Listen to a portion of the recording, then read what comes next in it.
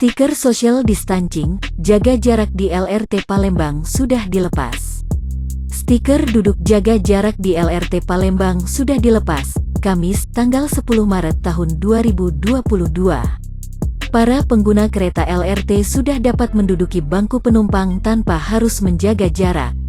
Aturan pencabutan marka jaga jarak di bangku penumpang LRT Palembang ini tertuang dalam Surat Edaran Kementerian Perhubungan Nomor 25 Tahun 2022 tentang petunjuk pelaksanaan perjalanan orang dalam negeri dengan transportasi perkeretaapian pada masa pandemi COVID-19.